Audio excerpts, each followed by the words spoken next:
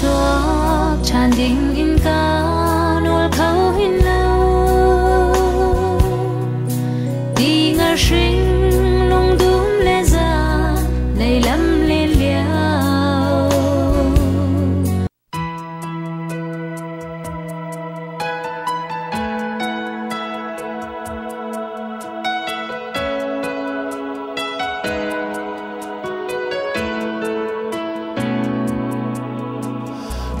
mi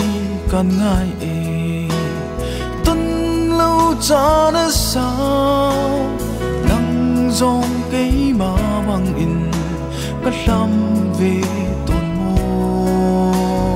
chun ni asao zan ni zual chi tan chan chan ka hak lang kan ngai e ka do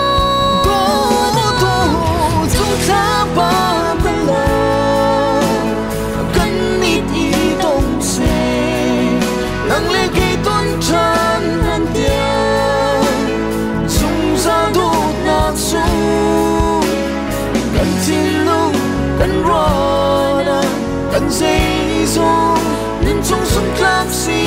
tình ý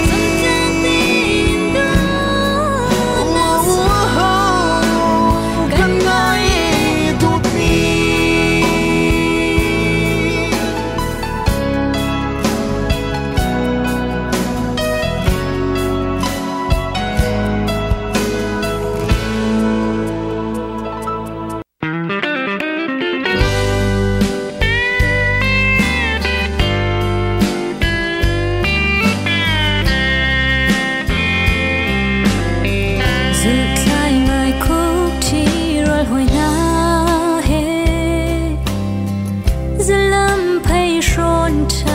chỉ liêu khó phía liêu lại lâu cần chân chung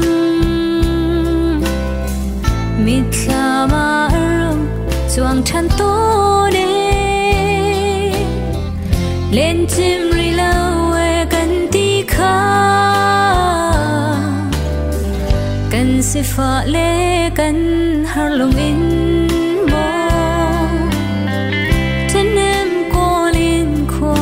cần vai si sẽ cần gian mong mặn mặn lâu dù là va tê bằng cần rồi ra trên na cần dồn rung xóa gai mưa cần chân tôi tu kê chân thở lại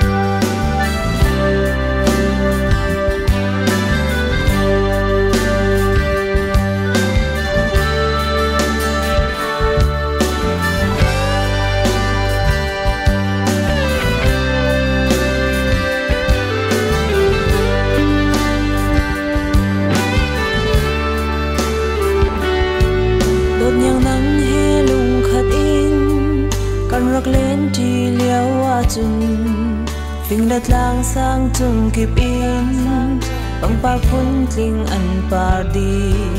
đốt nhang đốt nát ôn niệm chư cây cát cha nun na ga si